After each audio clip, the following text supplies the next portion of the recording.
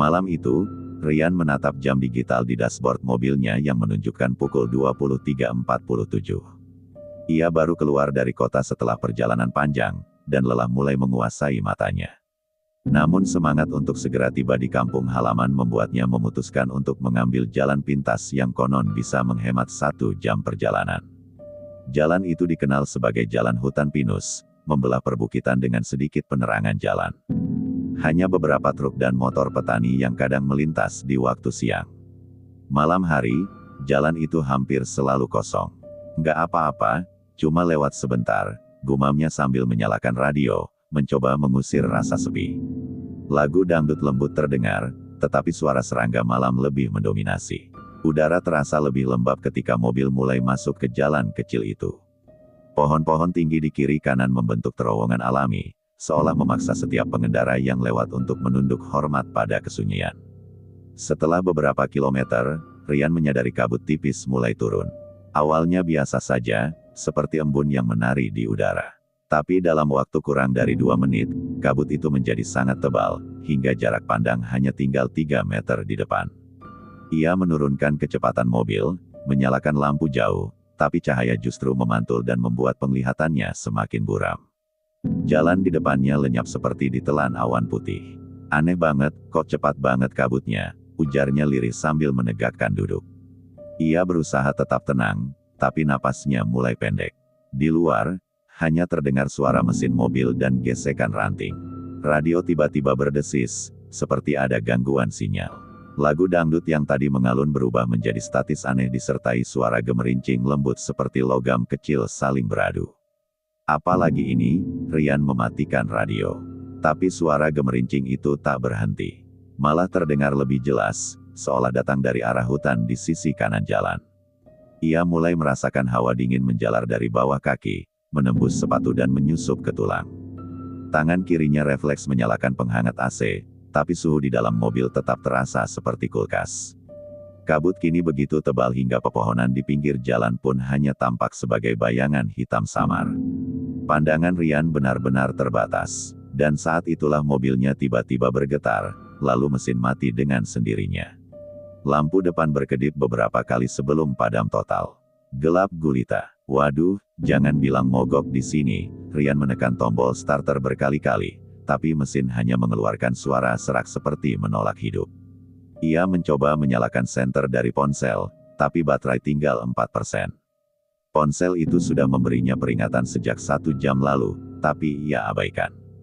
Sekarang ia menyesal. Di luar mobil, kabut terus menebal. Tapi di tengah kepadatan putih itu, Ryan mulai melihat sesuatu, cahaya kuning redup berkelap-kelip. Ia berpikir mungkin itu lampu dari rumah warga atau warung kecil di depan. Ia mencoba keluar, tapi baru membuka pintu sedikit, hawa dingin yang luar biasa menggigit kulitnya. Suara gemerincing itu kembali terdengar, kini berpadu dengan irama samar, gamelan Jawa. Pelan, teratur, seolah dimainkan dari jarak jauh di dalam hutan. Ryan menelan ludah. Ia menatap ke arah sumber suara, tapi yang terlihat hanyalah kabut putih menari seperti asap dupa. Bukan, nggak mungkin ada orang latihan gamelan di jam segini, di tengah hutan begini, gumamnya gemetar. Ia menutup pintu kembali, mengunci, dan memeluk setir. Jantungnya berdetak kencang. Di luar, kabut berputar pelan, seperti ada sesuatu yang bergerak di dalamnya. Suara gamelan semakin jelas. Kini terdengar juga nyanyian pelan, suara perempuan, lembut tapi datar tanpa emosi. Ryan tidak bisa menangkap liriknya, tapi entah mengapa, lagu itu menekan dadanya dengan rasa takut yang aneh. Dari balik kabut, muncul bayangan tinggi berwarna putih. Semakin lama semakin jelas bentuknya. Seorang wanita dengan kebaya panjang, rambut terurai menutupi dada. Ia berjalan perlahan ke arah mobil, langkahnya nyaris tanpa suara. Ryan memicingkan mata, mencoba memastikan pandangannya. Tapi ketika wajah sosok itu mendekat, darahnya membeku, wanita itu tidak memiliki wajah. Hanya datar, seperti kain putih licin tanpa mata, tanpa hidung, tanpa mulut. Ryan membeku, tangannya gemetar saat meraih kunci mobil. Ia mencoba menyalakan mesin lagi, tapi tetap gagal. Wanita itu berhenti tepat di depan kap mobil. Kepala tanpa wajah itu miring sedikit, seperti sedang memandangi Ryan yang ketakutan di dalam. Tiba-tiba, terdengar ketukan pelan di kaca jendela sebelah kanan. Tok, tok, tok. Ryan menoleh spontan, dan jantungnya hampir copot. Wanita itu kini berdiri di luar jendela mobil, wajahnya menempel di kaca. Ia mengetuk perlahan dengan kuku yang panjang dan hitam. Kabut di sekitarnya berputar pelan, membentuk lingkaran. Ryan berteriak tanpa suara. Ia memejamkan mata, memeluk tubuhnya, berharap semua itu hanya mimpi. Ketukan itu berhenti, tapi suara gamelan makin cepat, berubah menjadi irama kacau, seperti dimainkan dengan marah. Udara di dalam mobil terasa berat. Setiap tarikan napas seperti menghirup kabut dingin yang masuk lewat celah-celah ventilasi. Ryan membuka mata sedikit. Wanita itu sudah tidak di jendela. Tapi dari kaca spion, ia melihat bayangan putih berdiri di belakang mobilnya. Ia memutar kunci dengan paksa sekali lagi. Mesin batuk 2 kali, lalu hidup dengan keras. Lampu depan menyala, menembus kabut tebal. Tanpa pikir panjang, Ryan menekan pedal gas dalam-dalam. Mobil melaju kencang menembus kabut. Namun suara gamelan tidak berhenti. Justru semakin keras, seperti iringan upacara kematian yang mengikuti langkahnya. Di spion, ia melihat sekilas, wanita itu berdiri di tengah jalan, menatapnya, atau entah bagaimana, meski tanpa wajah, dengan tangan terangkat perlahan seolah memberi isyarat. Ryan menahan napas dan terus melaju. Beberapa menit kemudian, dari kejauhan terdengar suara azan subuh yang samar. Suara gamelan mulai memudar, berganti dengan suara burung dan hembusan angin pagi. Kabut menipis perlahan. Ryan baru sadar seluruh tubuhnya basah oleh keringat. Ia menatap jam digital, pukul 4.58. Ia tidak tahu bagaimana bisa waktu berjalan begitu cepat. Rasanya baru 15 menit sejak mobilnya mogok. Jalan kini sudah terang, dan pepohonan kembali tampak seperti biasa. Ia menurunkan kecepatan, berusaha menenangkan diri. Beberapa kilometer kemudian, ia akhirnya tiba di gapura desa tempat orang tuanya tinggal. Di kejauhan, ayam berkokok bersahut-sahutan. Ryan berhenti sejenak di depan rumahnya. Lampu teras sudah menyala. Ibunya pasti belum tidur, menunggu kepulangan anaknya. Ia menarik napas lega, turun dari mobil, dan menatap sekeliling. Udara pagi terasa jauh lebih hangat dan bersahabat. Namun saat hendak mematikan mesin, matanya menangkap sesuatu di jendela belakang mobilnya.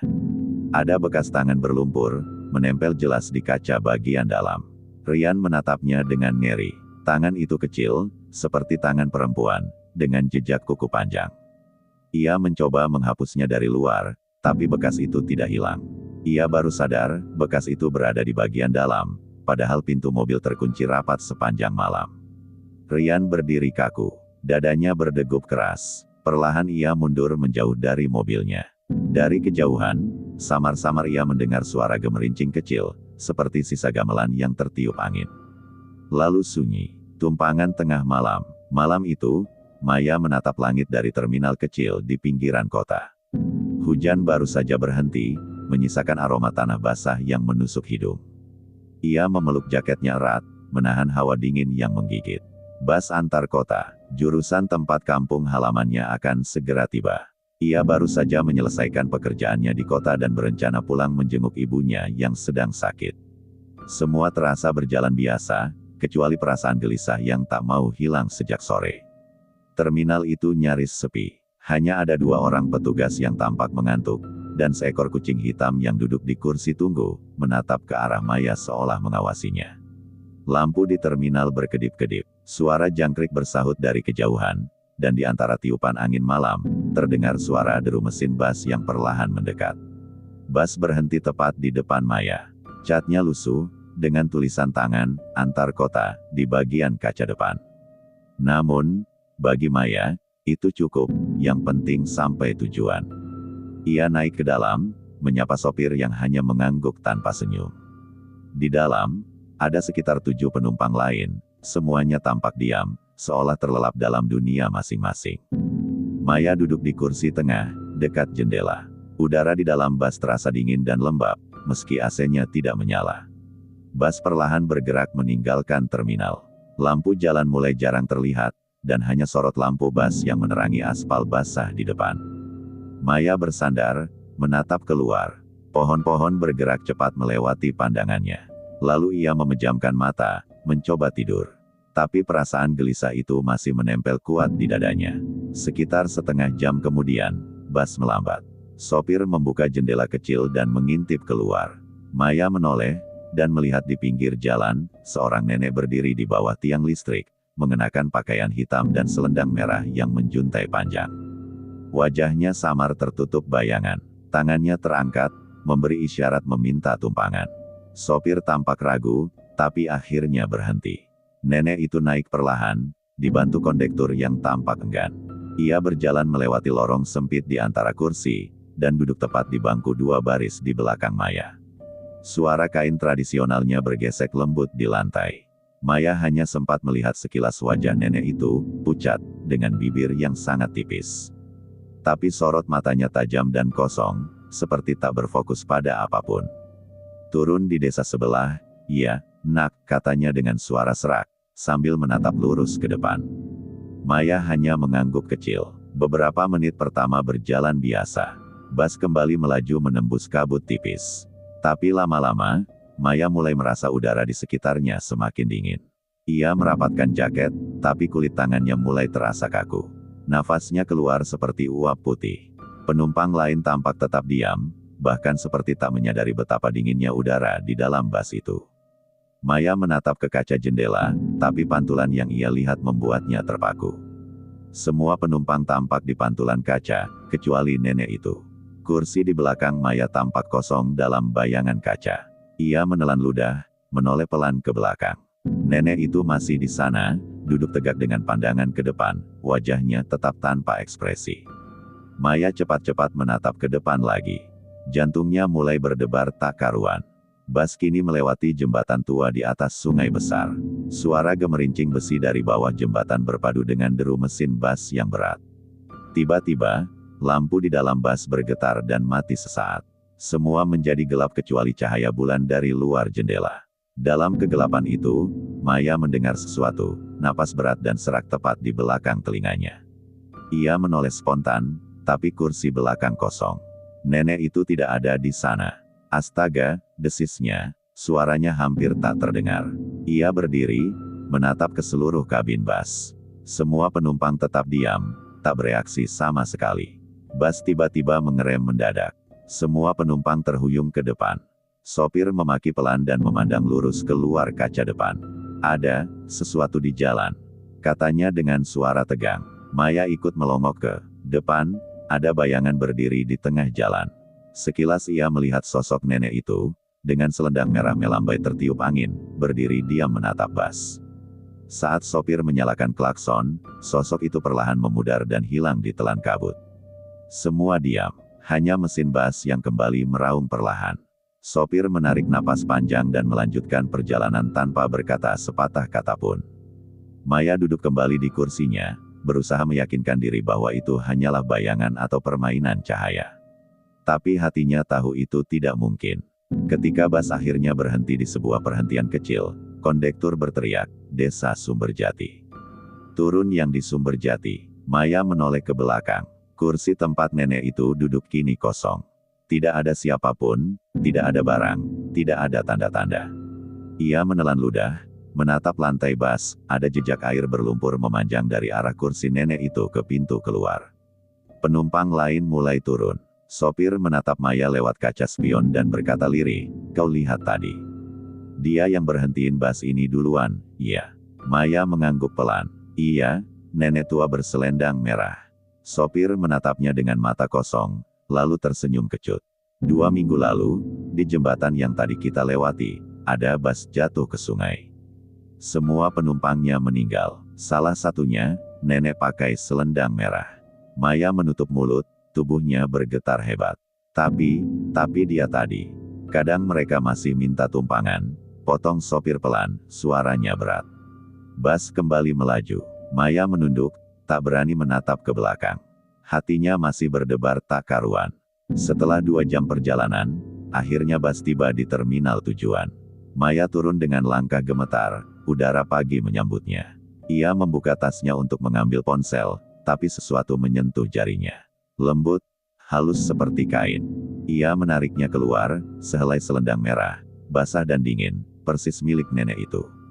Maya memandang sekeliling, mencari siapa tahu seseorang menjatuhkannya, tapi tak ada siapapun. Terminal itu sepi, hanya suara angin yang melintas. Ia menggenggam selendang itu erat. Dalam diam, terasa samar aroma bunga melati menyelinap di udara. Dari kejauhan, terdengar bunyi lonceng kecil bas berdering sekali, seolah seseorang mengucapkan selamat tinggal. Telepon dari rumah kosong. Angin malam berhembus kencang di jalanan yang sepi, membawa aroma tanah basah dan daun kering yang bergesekan. Doni melajukan motornya dengan kecepatan sedang, lampu depan menjadi satu-satunya sumber cahaya di tengah hamparan gelap yang tak berujung. Ia baru saja melewati kota kecil dan memutuskan mengambil jalan alternatif yang lebih cepat menuju kampungnya. Tidak ada rumah, tidak ada toko, hanya hamparan sawah yang tertutup kabut tipis. Baterai ponselnya kini tinggal 3%. Sejak tadi ia mencari sinyal untuk memberi kabar ke ibunya bahwa ia akan tiba menjelang subuh. Tapi layar ponselnya hanya menampilkan tulisan, "No service." Aduh, sial banget, gerutunya sambil menepuk-nepuk ponsel. Ia menaruhnya kembali di saku jaket, berharap sinyal akan muncul lagi nanti. Hanya beberapa menit kemudian, motor yang dikendarainya mulai tersendat. Suara mesin berubah serak, seperti kehabisan tenaga. Doni mengerem perlahan dan berhenti di pinggir jalan. Jarum indikator bensin menunjuk ke E. Ia mengumpat pelan, tangkinya benar-benar kosong. Ia memandangi sekitar, tak ada warung, tak ada rumah. Hanya jalan lurus dan gelap yang seakan menelan cahaya lampu motornya. Dalam kegelapan itu, Doni melihat sesuatu di kejauhan, bayangan besar bangunan berdiri di sisi kanan jalan. Dari bentuknya, terlihat seperti rumah besar tua, dengan atap menjulang dan dinding yang sebagian tertutup tanaman merambat. Mungkin bisa numpang tanya, siapa tahu ada orang, gumamnya, setengah ragu. Ia mendorong motornya mendekat ke rumah itu. Jalan tanah yang ia lalui dipenuhi daun kering dan ranting yang berderak di bawah sepatunya. Ketika tiba di depan pagar, ia menyadari rumah itu tampak benar-benar kosong. Jendela-jendelanya pecah, pintunya terbuka setengah, bergoyang pelan setiap kali angin bertiup. Namun anehnya, dari dalam rumah tampak ada cahaya redup, seperti dari lilin yang berkelap-kelip di ruang tamu. Doni ragu-ragu, tapi rasa penasaran dan keputusasaan membuatnya melangkah masuk. Ia membuka pintu perlahan, suara engselnya berdecit panjang memecah keheningan. Ruangan itu berdebu dan berantakan. Perabotan tua berserakan, dan di sudut, ada meja dengan telepon rumah model lama, berwarna hitam, berlapis debu tebal. "Masih ada telepon model begini," ujarnya pelan sambil tersenyum kecut. Ia tahu jaringan telepon di daerah terpencil seperti ini pasti sudah lama mati. Ia mencoba mengeluarkan ponsel dari saku, sinyal masih nihil, tapi baterai tinggal 2%. Ia menyalakan senter kecil di layar ponsel untuk melihat sekitar. Tiba-tiba, suara dering telepon tua itu berbunyi nyaring, memecah keheningan rumah. Doni terlonjak mundur, hampir menjatuhkan ponselnya. Ia menatap telepon itu dengan mata lebar. Nggak mungkin. Telepon itu terus berdering, keras dan cepat. Ruangan seolah bergetar setiap kali loncengnya berbunyi. Akhirnya, dengan tangan gemetar, Doni mendekat dan mengangkat gagangnya. Halo, tidak ada jawaban. Hanya suara lirih seperti seseorang menangis tertahan di seberang sana. "Halo, siapa ini?" tanya Doni lagi, suaranya mulai serak karena tegang. Tangisan itu berubah menjadi isakan pelan, diselingi suara napas yang sangat dekat di telinganya. Seolah orang itu berada tepat di belakangnya. Doni memutar badan dengan cepat, tidak ada siapapun. Hanya ruangan kosong dengan tirai robek yang menari pelan. "Sialan," gumamnya. Ia menurunkan gagang telepon, tapi suara isakan itu masih terdengar dari gagang meski ia sudah menaruhnya kembali. Ia menatap gagang telepon itu dengan ngeri. Suara lirih itu kini berubah menjadi bisikan. Perlahan-lahan, terdengar jelas, "Tolong aku." Doni mundur beberapa langkah. "Siapa kamu?" teriaknya, tapi suara itu hanya mengulang kalimat yang sama. "Tolong aku, jangan pergi." Tiba-tiba, ponselnya berdering keras di saku jaketnya. Ia langsung mengeluarkannya, layar menunjukkan nomor tak dikenal. Dengan tangan bergetar, Doni mengangkat. Halo. Dari ponsel terdengar suara tangisan yang sama, tapi kali ini lebih jelas dan lebih dekat. Ia menjauhkan ponsel dari telinganya, dan darahnya membeku saat menyadari suara tangisan itu juga terdengar langsung dari arah pintu rumah. Perlahan, ia menoleh ke sana. Di ambang pintu, berdiri sosok anak kecil dengan pakaian lusuh, rambut panjang menutupi wajah. Anak itu menatapnya tanpa suara. Tangan kirinya terangkat, menunjuk langsung ke arah Doni. Suara tangisan kini berhenti. Hening mencekam mengisi seluruh ruangan. Doni memundurkan langkah perlahan. Adik, kamu kenapa? Suaranya hampir tidak keluar. Anak itu tidak menjawab, hanya terus menunjuk. Lalu, perlahan, bibir pucatnya bergerak, tanpa suara, tapi jelas membentuk kata, kamu. Apa maksudmu? Doni menelan ludah. Tiba-tiba, telepon rumah berdering lagi, kali ini lebih keras dan panjang. Anak itu berlari mendekat dengan langkah aneh, seperti melayang di atas lantai. Doni melempar ponsel dan berlari keluar rumah secepat yang ia bisa. Di luar, kabut tebal tiba-tiba turun menutupi jalan. Ia berlari tanpa arah, menabrak semak dan ranting, sampai akhirnya melihat cahaya lampu dari kejauhan. Itu sebuah warung kecil di pinggir jalan. Doni berlari ke sana sambil berteriak memanggil. Seorang pria tua pemilik warung keluar dengan wajah terkejut. Loh, Mas, dari mana jam segini? Kok pucat banget? Doni terengah, menunjuk ke arah rumah di belakangnya. Rumah itu, ada anak kecil, ada suara telepon. Wajah pria itu langsung berubah. Ia menatap Doni dengan serius. Mas, jangan bercanda. Rumah di situ udah kosong lebih dari 20 tahun. Tapi saya barusan di sana. Ada cahaya lilin, ada. Itu rumah keluarga yang dulu kebakar, potong pria itu pelan. Cuma anak bungsunya yang belum ditemukan waktu itu. Doni merinding. Ia menatap ke arah rumah, kini gelap total, tidak ada cahaya apapun. Ia mencoba menghidupkan motornya lagi. Ajaibnya, mesin langsung menyala dengan sekali putaran kunci. Ia berterima kasih pada bapak warung itu, lalu segera melanjutkan perjalanan. Jalanan kini terasa lebih terang, kabut mulai hilang. Tapi beberapa menit kemudian, ponselnya yang tadi ia lempar tiba-tiba menyala kembali sendiri di saku jaket. Layar menampilkan pesan masuk dari nomor tak dikenal. Lebih besar dari, kamu meninggalkan temanmu. Lebih besar dari, Doni menatap layar itu dengan wajah pucat pasi. Di spion motornya, sekilas terlihat bayangan anak kecil duduk di jok belakang, menatap jalan ke depan tanpa suara. Hotel di persimpangan ganjil. Jalanan mulai bercabang tiga ketika Doni memasuki kawasan berbukit. Ia menatap papan penunjuk arah yang tampak lusuh dan karatan, satu mengarah ke kota, satu ke hutan pinus, dan satu lagi hanya bertuliskan, Persimpangan 9. Lampu motornya mulai meredup. Ia berhenti di tepi jalan, membuka ponselnya, sinyal muncul kembali, tapi baterai tinggal 1%. Ia ingin mencari penginapan untuk sekadar tidur sebentar. Matanya mulai berat dan tubuhnya lelah setelah perjalanan panjang dan ketegangan di rumah kosong tadi. Di ujung persimpangan, ia melihat bangunan tinggi berlampu kuning redup dengan papan bertuliskan. Lebih besar dari, Hotel Persimpangan, kamar tersedia. Lebih besar dari luar, hotel itu tampak tua tapi bersih. Dindingnya bercat krem pudar, dan di depan berdiri seorang resepsionis wanita bergaun merah tua, tersenyum menyambut. Selamat malam, Mas. Mau menginap? Suaranya lembut namun dingin, seperti angin yang menembus tulang. Doni mengangguk lemah. Iya, Bu, Mbak. 1 malam saja. Saya capek banget. Tentu, kami senang menerima tamu di malam seperti ini, ucap wanita itu dengan senyum aneh.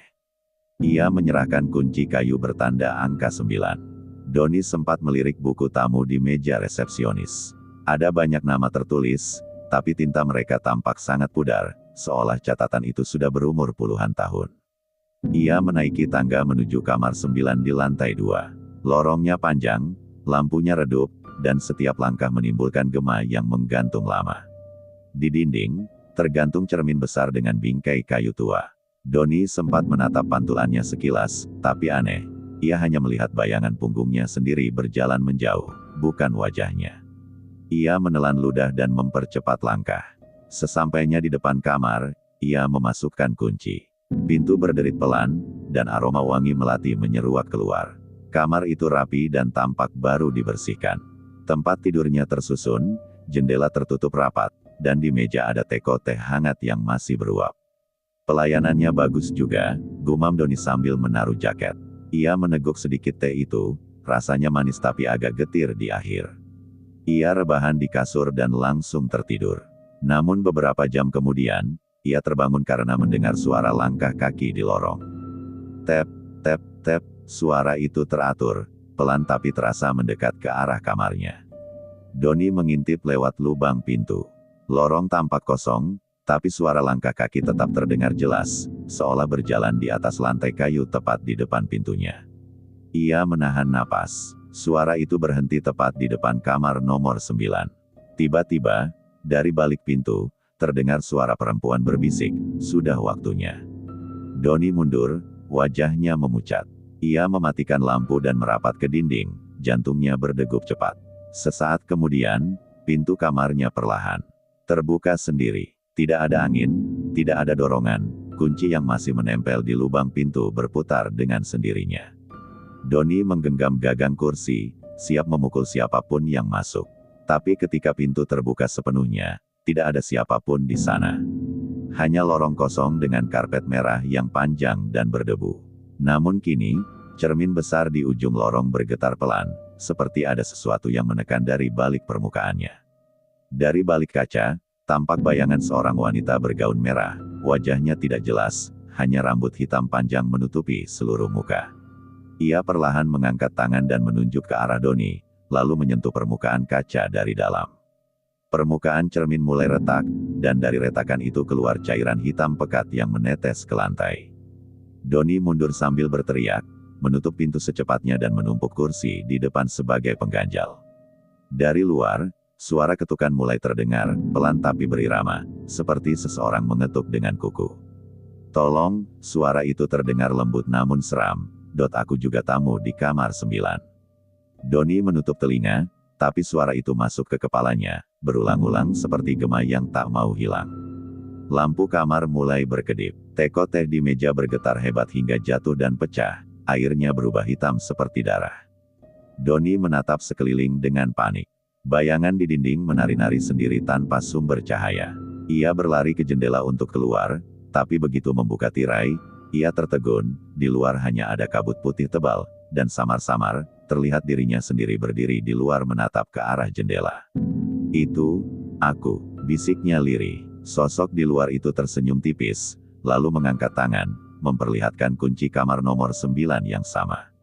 Seketika lampu padam, gelap total. Doni menjerit dan meraba-raba mencari pintu.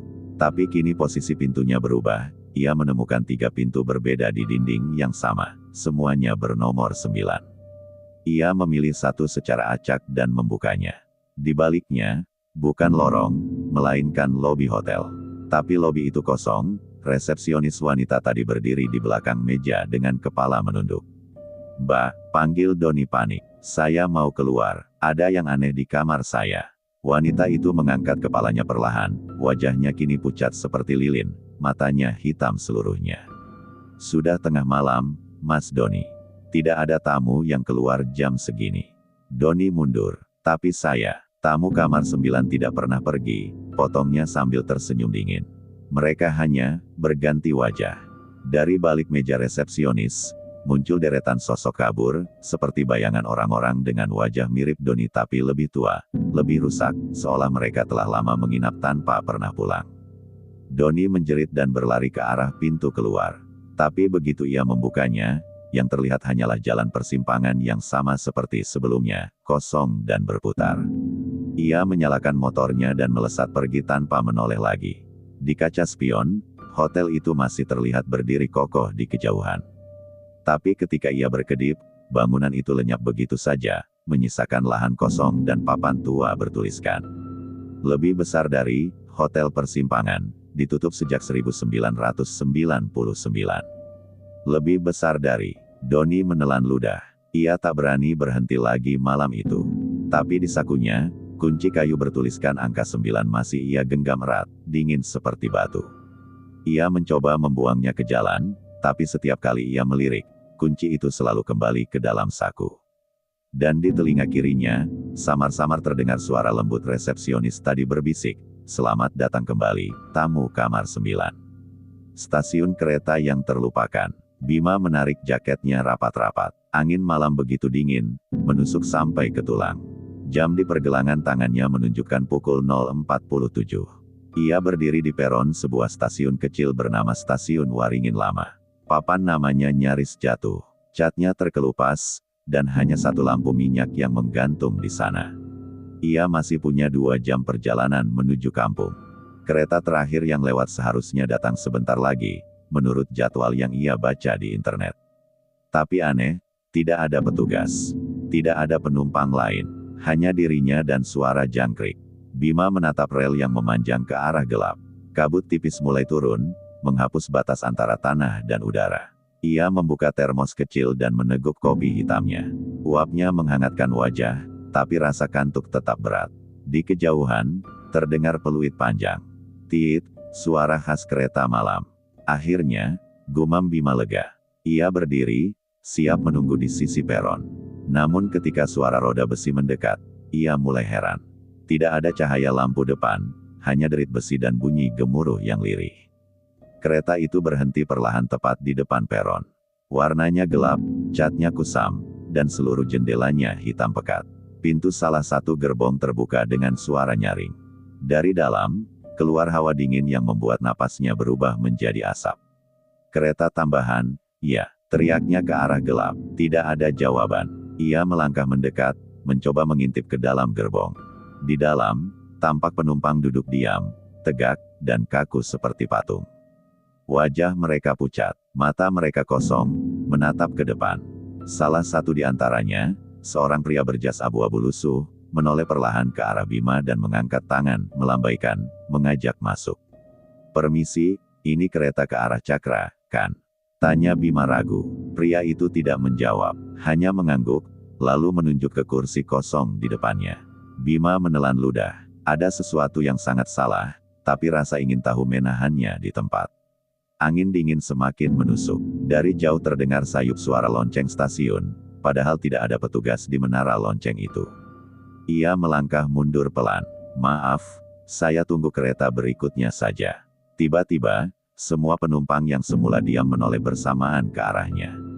Gerakan mereka serempak, leher mereka berderak, dan mata mereka memancarkan kilau hitam pekat. "Naiklah," suara mereka bersatu, berat dan berlapis-lapis seperti gema dari dasar sumur. Bima menjerit dan berlari ke ujung peron. Ia melompat ke balik bangku kayu dan menunduk, jantungnya berdetak keras. Kereta itu masih diam di tempat. Suara derit besi terus terdengar, seperti napas panjang yang tersengal. Beberapa detik kemudian, peluit panjang kembali terdengar, dan kereta itu mulai bergerak tanpa suara mesin, meluncur pelan ke arah hutan.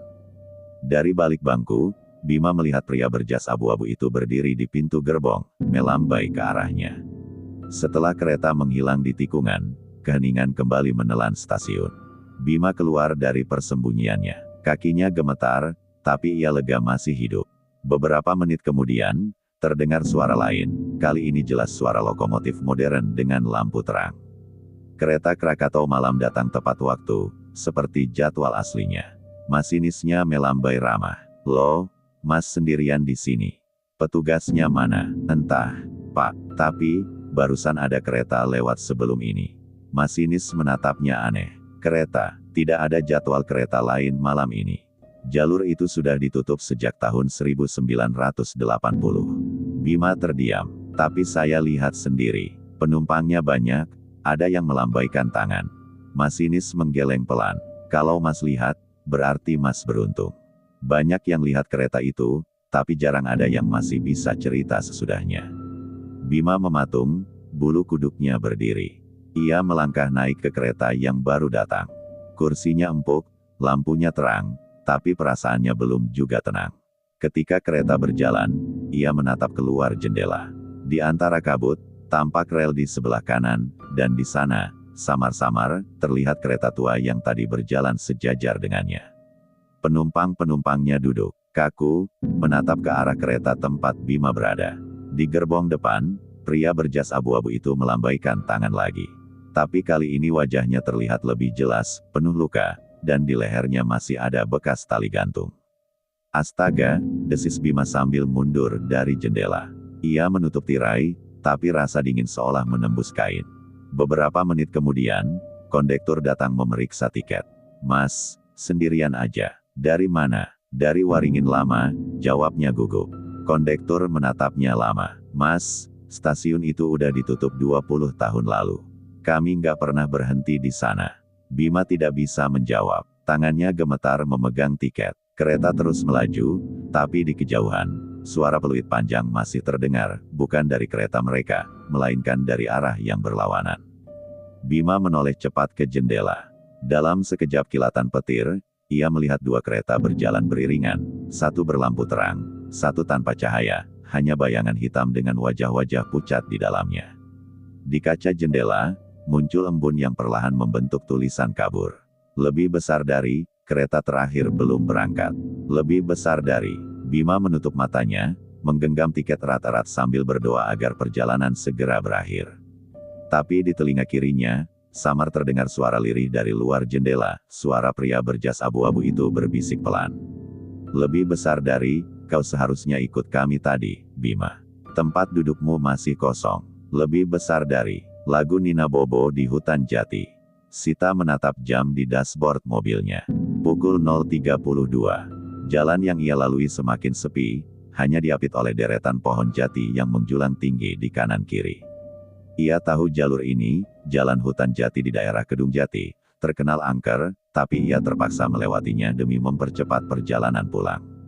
Udara di luar begitu lembab. Kabut tipis mulai turun, dan aroma tanah basah bercampur dengan bau getah kayu yang menusuk hidung. Mobil Sita meluncur pelan, hanya ditemani sorot lampu kuning yang menembus kabut. Radio di dashboard memutar lagu pop pelan yang menenangkan. Namun, di tengah lagu, radio tiba-tiba berdesis. Suaranya berubah menjadi gangguan statis. Ia menepuk radio, mencoba memperbaiki sinyal. "Aduh, kok gangguan, sih?" Tepat setelah itu, suara statis berubah perlahan menjadi suara lembut seorang perempuan yang menyanyikan. "Lebih besar dari, Nina Bobo, oh Nina Bobo, kalau tidak Bobo, digigit nyamuk."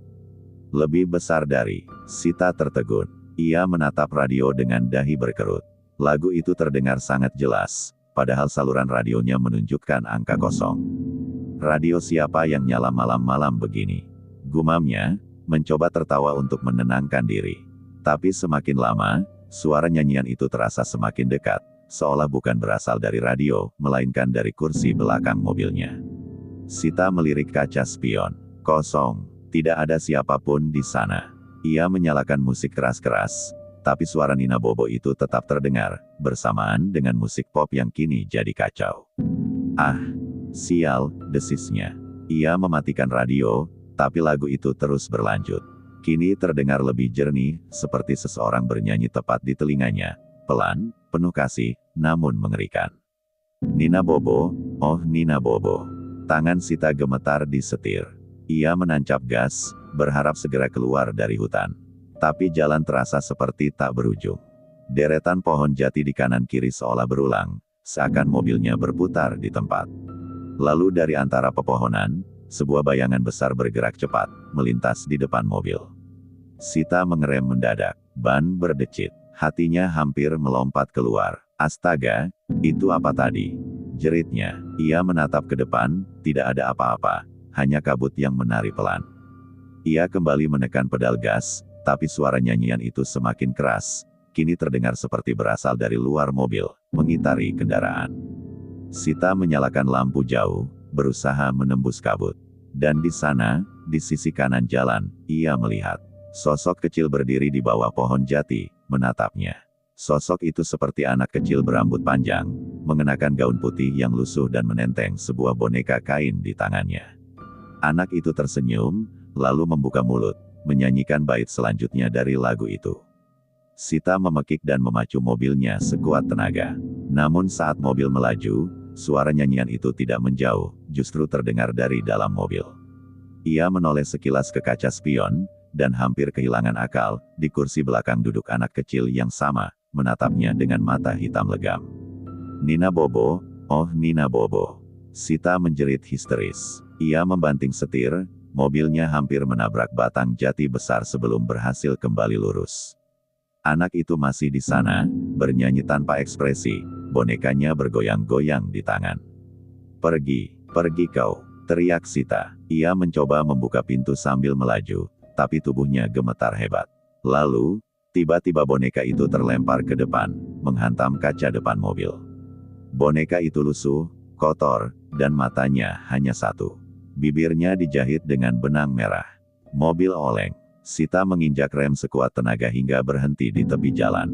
Napasnya tersengal, air matanya mengalir. Ia memandang boneka itu di kap mobil, dan melihat bahwa di dadanya tertulis nama dengan darah kering, Sita. Ia terpaku. Apa maksudnya ini? Suaranya nyaris tak terdengar. Lagu Nina Bobo berhenti seketika. Hening. Sita perlahan keluar dari mobil, menatap sekeliling. Tak ada siapapun. Hanya pepohonan yang berdiri diam seperti saksi bisu. Ia memungut boneka itu dengan tangan gemetar, lalu melemparkannya sejauh mungkin ke dalam hutan. Begitu boneka itu jatuh ke tanah, terdengar suara anak kecil menangis lirih dari dalam hutan. Tangis itu berubah menjadi tawa kecil yang mengerikan, menggema di antara pepohonan jati. Sita kembali ke mobil dan tancap gas. Ia tak berani menoleh, meski suara tawa itu terus mengikuti hingga jauh di belakang. Setelah beberapa kilometer, akhirnya ia melihat jalan keluar dari hutan dan cahaya lampu desa. Lagu itu pun berhenti total. Ia berhenti di pom bensin kecil di pinggir jalan, keluar sambil memegangi dada. Petugas pom menatapnya heran. Mbak dari arah hutan jati. Wah, berani sekali. Udah tengah malam, loh. Banyak yang bilang di sana suka ada suara anak kecil nyanyi. Sita hanya terdiam, tak sanggup menjawab. Ia menatap kap mobil, boneka itu sudah tak ada. Ia mengira semua sudah berakhir. Tapi saat sampai di rumah pagi harinya, ia menyalakan televisi. Di berita pagi, ditayangkan laporan tentang kasus penculikan anak perempuan 30 tahun lalu di hutan Jati Kedung Jati. Barang bukti terakhir, sebuah boneka kain bermata satu. Di layar, foto boneka itu muncul, sama persis dengan yang tadi menatapnya di kap mobil, lengkap dengan nama di dadanya, Sita. Sita menjatuhkan remote TV dari tangannya, lalu menangis histeris.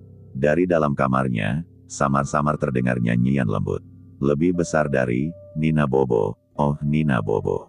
Lebih besar dari rawa yang bercahaya. Malam itu, hujan turun tipis-tipis.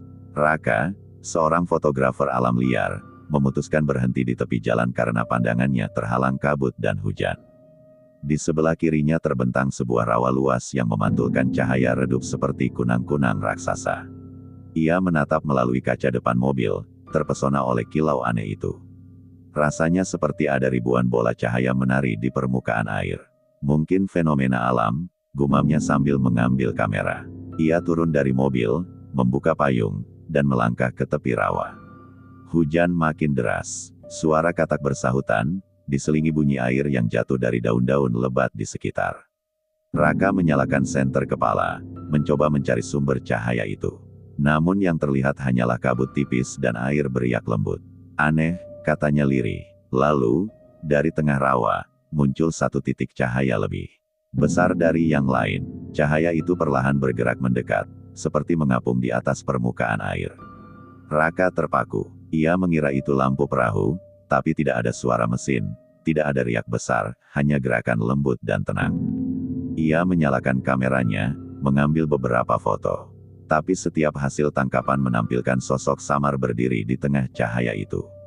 Sosok itu seperti perempuan berambut panjang, mengenakan kain lusuh, tubuhnya sebagian terendam air. Mungkin bayangan, pikir Raka, menenangkan diri. Ia mencoba memotret lagi, tapi lensa kameranya tiba-tiba berembun dari dalam. Saat ia menghapusnya, cahaya itu sudah lebih dekat, kini hanya sekitar 20 meter dari tempatnya berdiri. Halo, panggilnya. Ada orang di sana. Tidak ada jawaban. Tapi suara perempuan bernyanyi lirih terdengar di antara deru hujan. Suara itu lembut, tapi penuh kesedihan, seperti nyanyian ratapan seorang ibu kehilangan anak. Raka menelan ludah. Ia merasa udara di sekitarnya berubah dingin dan berat. Dari balik kabut, sosok itu perlahan menatapnya. Wajahnya tampak jelas sekarang pucat, dengan mata kosong dan kulit kehijauan. Raka mundur satu langkah, tapi kakinya tiba-tiba terperosok lumpur hingga ke lutut. Ia panik, menarik kakinya sekuat tenaga, tapi tanah seperti menggenggamnya. Cahaya itu makin dekat, lalu berhenti tepat di depannya. Wajah perempuan itu kini hanya berjarak beberapa meter. "Kenapa kau menatap rawa ini?" bisiknya pelan, suaranya menggema di kepala Raka meski bibirnya nyaris tak bergerak. "Ah, aku cuma lewat," jawab Raka terbata. "Aku cuma mau foto." "Kau sudah memanggilku," katanya lagi. "Yang memotret cahayaku, tak bisa kembali." Raka berusaha meraih senter, tapi tiba-tiba lampunya padam. Gelap total. Dalam kegelapan, ia merasakan tangan dingin menyentuh pipinya. "Kembalikan gambarku." Ia menjerit dan melempar kameranya ke tanah. Kamera itu jatuh ke rawa dan tenggelam perlahan. Cahaya di depan perempuan itu padam seketika, berganti dengan suara air bergejolak. Raka menarik kakinya dengan seluruh tenaga dan berhasil melepaskan diri. Ia berlari ke arah mobil, terpeleset berkali-kali di tanah licin. Saat membuka pintu mobil, ia sempat menoleh ke belakang. Rawa itu kini gelap total, tak ada cahaya sama sekali. Ia menyalakan mesin, melaju secepat mungkin. Napasnya masih memburu, tangannya gemetar. Beberapa menit kemudian, ponselnya berbunyi. Nomor tak dikenal menelepon. Raka menjawab, suaranya serak. "Halo," dari seberang, terdengar suara perempuan yang sama. "Lebih besar dari, kau tinggalkan gambarku di rawa, tapi aku ikut bersamamu." Lebih besar dari. Raka menatap kaca spion, dan darahnya membeku. Di jok belakang, duduk sosok perempuan itu, basah kuyup, rambutnya menutupi wajah. Ia membanting rem, membuka pintu, keluar sambil menjerit. Tapi saat menatap ke dalam mobil, kursi belakang kosong. Ia menatap sekeliling, hanya jalan sepi dan suara hujan yang menetes dari atap daun. Ia menutup pintu, berusaha menenangkan diri. Tapi kaca depan mobilnya tiba-tiba menampilkan bayangan samar, wajah perempuan itu. Raka berteriak dan menyalakan mesin. Ia memacu mobilnya sampai keluar dari kawasan rawa, tak berani berhenti lagi sampai tiba di penginapan kecil di desa. Di sana, ia disambut pemilik penginapan, seorang lelaki tua. "Malam, Nak." "Dari mana?" "Basah sekali." "Dari arah rawa, itu, yang di barat," jawab Raka lemas. Wajah lelaki tua itu langsung berubah pucat. "Kau bilang rawa barat?" "Ya Tuhan, banyak yang hilang di sana." Raka hanya bisa menunduk. Ia masuk kamar, mengeringkan diri, lalu mencoba tidur. Tapi di tengah malam, suara tetesan air terdengar dari pojok kamar. Ia membuka mata, dan melihat genangan air kecil muncul di lantai. Dari genangan itu, perlahan muncul sepasang tangan pucat menggenggam lantai. Wajah perempuan itu menyembul dari air, menatapnya. Dengan mata kosong. "Aku ikut bersamamu," bisiknya. Air menetes dari rambutnya yang panjang. Raka berteriak, mengambil selimut untuk menutupi wajahnya. Saat membuka lagi, genangan itu sudah hilang. Tapi dari dalam tas kameranya, terdengar bunyi klik, klik, klik, seolah ada yang menekan tombol kamera. Ketika Raka memberanikan diri membuka tas itu, layar kamera yang basah menampilkan foto terakhir, dirinya sedang berdiri di tepi rawa, dengan sosok perempuan itu memegang bahunya. Penumpang misterius di kursi belakang. Rudy baru saja menyelesaikan pekerjaan luar kota yang melelahkan. Malam itu, sekitar pukul 11, ia mulai perjalanan pulang menuju kampung halamannya yang berjarak hampir 100 km. Jalanan sepi, hanya lampu jalan yang sesekali muncul dan menghilang di antara pohon-pohon tinggi di tepi aspal. Di kursi depan, termos kopi dan roti sisa makan malam menemaninya. Radio mobil berderak, kadang bersuara, kadang hanya mengeluarkan dengung statis. Udara malam terasa lembab. Rudy membuka sedikit kaca jendela untuk mendapatkan angin segar. "Masih jauh," gumamnya pelan sambil melirik GPS di ponsel yang mulai kehabisan baterai.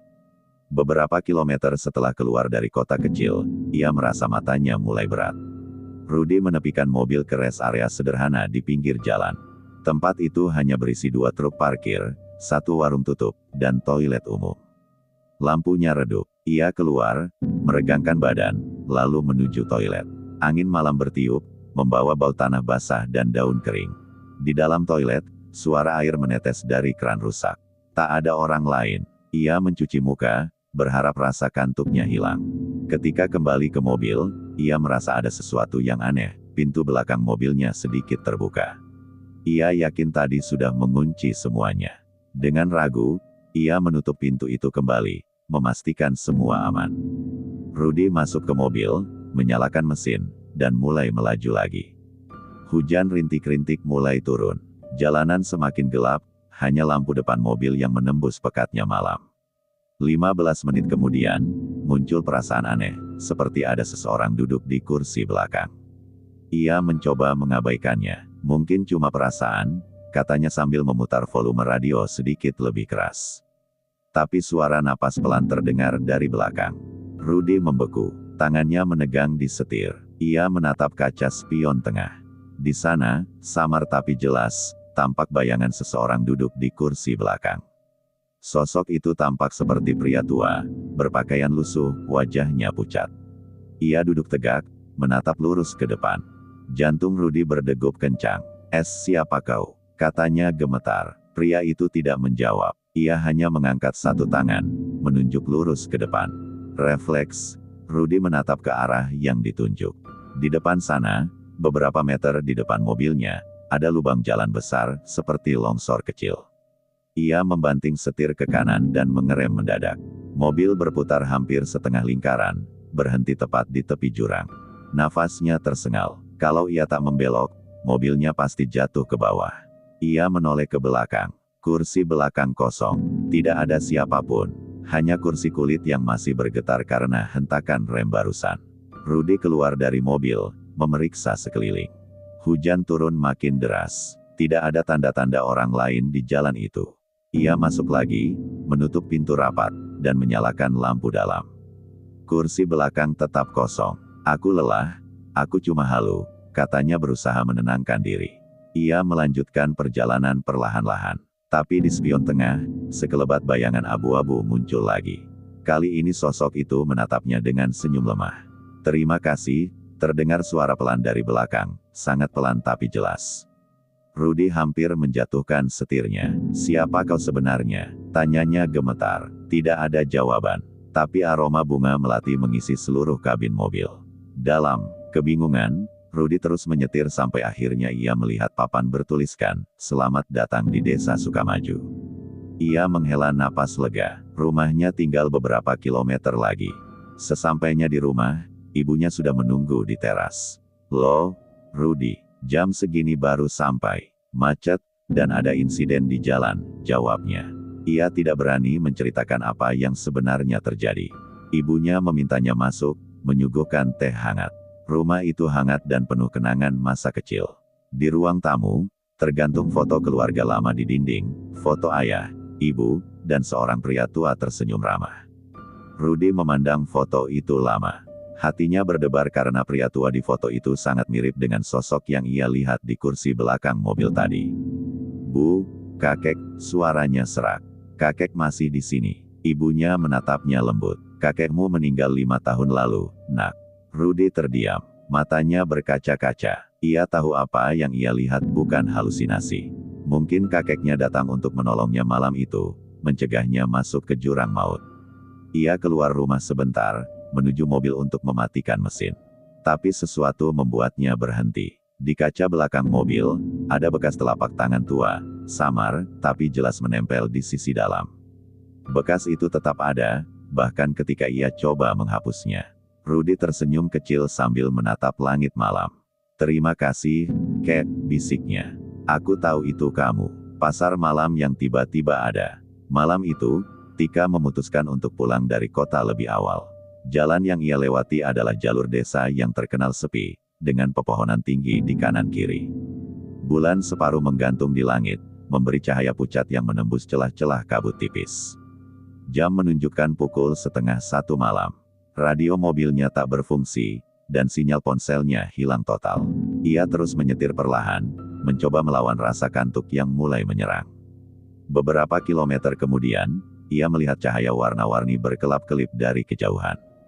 "Aneh, jam segini ada pasar malam," gumamnya. Semakin dekat, semakin jelas terlihat tenda-tenda warna merah dan kuning, lengkap dengan musik dangdut yang samar-samar terdengar. Ratusan orang tampak berjalan-jalan, Anak kecil berlari sambil membawa balon, pedagang asongan berteriak menawarkan makanan. Tika terheran-heran, jalan itu seharusnya sepi, tidak ada perkampungan di sekitar sini. Tapi suasana pasar itu terlalu nyata untuk diabaikan. Ia memutuskan berhenti di pinggir jalan dan turun dari mobil. Angin malam terasa dingin, tapi tubuhnya seperti diselimuti udara lembab yang aneh. Bau manisan gula terbakar dan kembang api samar-samar tercium di udara.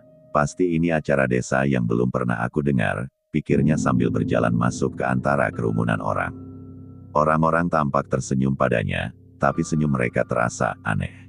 Terlalu lebar, terlalu lama. Wajah mereka tampak dicat tebal, seperti badut, tapi dengan warna kusam.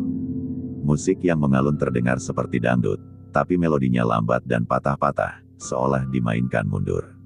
Tika mulai merasa tak nyaman. Namun rasa ingin tahu menuntunnya untuk tetap berjalan. Ia berhenti di sebuah kios kecil yang menjual minuman botol kuno dan permen.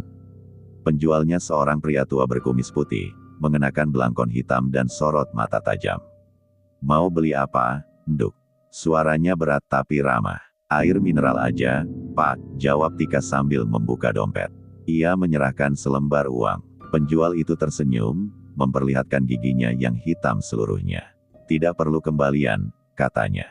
Tapi ia tetap memberikan sesuatu, koin tua, berwarna tembaga gelap. "Kamu simpan. Jangan dibuang," katanya dengan nada aneh. Tika tersenyum kikuk dan menerima koin itu. Saat ia menatapnya, ia melihat ukiran tahun 1937 di permukaannya. Saat menengadah lagi, penjual itu sudah menatapnya dengan ekspresi berbeda. Matanya merah menyala di tengah senyum beku. Tika terkejut dan mundur beberapa langkah. Tapi saat ia menoleh ke sekitar, semua orang di pasar itu tiba-tiba berhenti bergerak. Musik terhenti, udara menjadi dingin membeku. Satu persatu kepala orang-orang di pasar itu menoleh ke arahnya, serentak, dengan mata kosong dan mulut tersenyum lebar. Tubuh Tika gemetar. Ia ingin lari, tapi kakinya seperti terpaku di tanah. Dari kejauhan, terdengar suara tawa melengking, tawa anak kecil yang berubah menjadi jeritan. Lampu-lampu pasar mulai padam satu persatu, menyisakan bayangan yang bergerak tak wajar di antara kios. Tika menjerit dan berlari kembali ke arah mobilnya, menabrak beberapa orang yang kini diam seperti patung.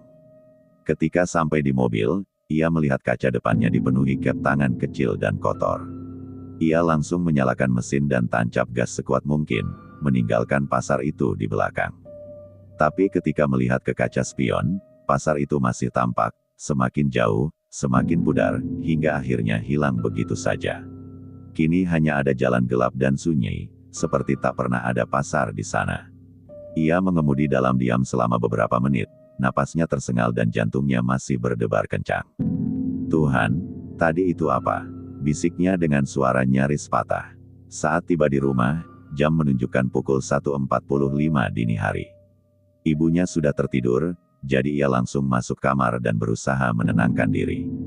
Ia menaruh botol air di meja dan meletakkan koin tua yang diberikan penjual tadi di atasnya. Tapi sesuatu terasa janggal, botol air itu tidak memiliki merek sama sekali, hanya tulisan tangan halus di labelnya. "Lebih besar dari, untuk yang sempat datang." Lebih besar dari. Tika menatap koin itu lebih lama. Ukirannya kini berubah, bukan lagi angka tahun, tapi wajah tersenyum lebar dengan dua mata merah. Ia membuang koin itu ke tempat sampah, lalu mencoba tidur. Namun di tengah malam, ia terbangun karena mendengar suara musik dangdut yang samar-samar, seperti datang dari jauh. Ia menatap keluar jendela. Jalanan gelap, tapi di kejauhan, terlihat cahaya warna-warni berkelap-kelip, seolah ada pasar malam sedang berlangsung. Musiknya makin jelas, dan dari balik tirai jendela, Tika melihat sosok-sosok berpakaian seperti penjual tadi berjalan perlahan di depan rumahnya. Mereka membawa lentera, dan salah satunya melambaikan tangan ke arahnya sambil berbisik. "Lebih besar dari, kami masih menunggumu." Lebih besar dari. Tika menutup tirai dan memejamkan mata, berdoa agar semua itu lenyap.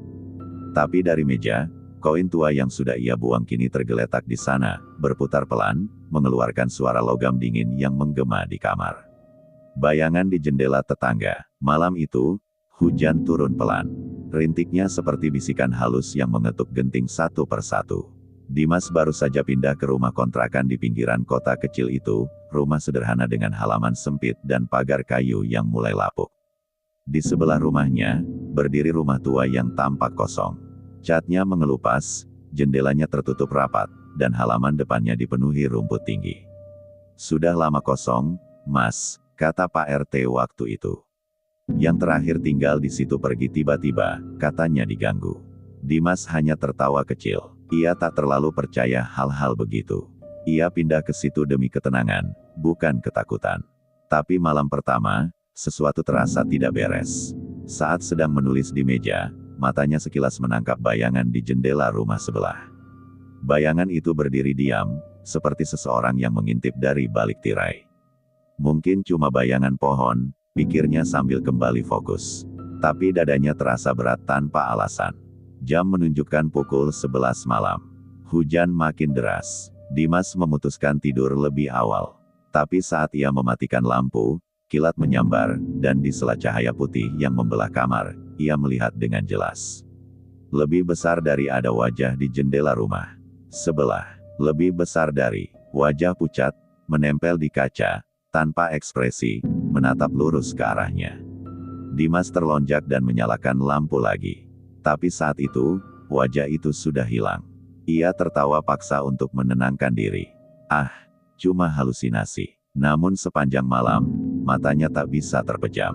Ia merasa diawasi. Sekitar pukul 2 dini hari, suara ketukan pelan terdengar dari arah jendela kamarnya. Tok, tok, tok, pelan tapi berirama. Dimas menahan napas. Ia mendekat dengan hati-hati, mencoba mengintip dari celah gorden. Tak ada siapapun. Hanya tetes air hujan menuruni kaca. Tapi begitu ia berbalik, ketukan itu terdengar lagi, kali ini dari jendela dapur. Ia menyalakan semua lampu rumah, berjalan dengan langkah berat menuju dapur. Saat membuka tirai jendela dapur, ia melihat sesuatu di halaman rumah sebelah. Lebih besar dari seorang perempuan berdiri di bawah hujan, memegang payung tua hitam. Lebih besar dari, wajahnya tidak terlihat, rambutnya menutupi sebagian besar kepala. Ia diam saja, menatap ke arah Dimas, tanpa bergerak. Dimas mundur perlahan, lalu menutup tirai dan mengunci semua pintu. Malam itu ia tidak tidur sama sekali. Keesokan paginya, hujan telah reda. Ia keluar rumah untuk memastikan apa yang dilihatnya semalam. Tapi halaman rumah sebelah tampak kosong, hanya bekas pijakan kaki basah yang menuju ke pintu depan rumah tua itu. Mungkin ada orang numpang lewat, pikirnya. Tapi sesuatu dalam hatinya menolak logika itu. Siangnya, ia berbincang dengan tetangga depan rumah, seorang nenek yang sudah sangat tua. "Kamu lihat orang di rumah sebelah?" tanya Dimas. Nenek itu terdiam lama, lalu berbisik pelan. "Lebih besar dari, kalau kau lihat, jangan sapa. Dia suka dipanggil. Lebih besar dari." Kata-kata itu membuat bulu kuduk Dimas berdiri. Malam berikutnya, ia menutup semua gorden dan berusaha tidak melihat ke arah rumah sebelah. Tapi sekitar pukul 1, lampu kamar sebelah tiba-tiba menyala, padahal rumah itu sudah lama tidak berpenghuni. Dimas menatap celah gorden kecil, dan hatinya nyaris berhenti berdetak. Di balik jendela rumah sebelah, perempuan itu berdiri lagi. Kini ia membuka payungnya di dalam ruangan, menatap lurus ke arah Dimas. Dari jauh, terlihat tetesan air menetes dari payungnya ke lantai, membentuk genangan hitam. Lalu perlahan, lampu rumah sebelah mati. Tapi beberapa detik kemudian, lampu di ruang tamu rumah Dimas sendiri berkedip, seperti ada yang baru saja masuk. Udara menjadi sangat dingin. Dimas menoleh ke arah pintu, dan di sana, bayangan perempuan itu berdiri. Payungnya masih menetes, tapi kakinya tidak menyentuh lantai. Wajahnya kini terlihat jelas, kulitnya pucat kehijauan. Matanya hitam penuh, mulutnya terjahit dengan benang kasar. Dimas berteriak dan berlari ke kamar, mengunci diri di dalam. Tapi suara langkah basah terdengar mendekat dari luar pintu. Tok, tok, tok, suara ketukan itu kini berpindah ke pintu kamar. Ia menahan napas, menggenggam ponselnya. Tapi layar ponsel menampilkan pesan baru. Lebih besar dari, kau sudah memanggilku. Lebih besar dari, ketika Dimas menatap ke layar ponsel, kamera depannya menyala otomatis, menampilkan dirinya sendiri, dan sosok perempuan di belakangnya. Ia berteriak, tapi sosok itu memeluknya dari belakang, dingin seperti es. Pagi harinya, tetangga menemukan rumah Dimas terbuka lebar, lampu menyala semua, dan air menggenang di lantai seperti habis hujan di dalam ruangan. Tak ada jejak Dimas dimanapun, hanya payung tua hitam tergeletak di dekat jendela, dengan selembar kertas di bawahnya bertuliskan. Lebih besar dari, sekarang giliranmu menatap jendelanya. Lebih besar dari, sejak malam itu, siapapun yang tinggal di rumah itu melaporkan hal sama, setiap pukul 1 dini hari. Ada bayangan di jendela rumah sebelah menatap tanpa henti, menunggu seseorang membuka tirainya.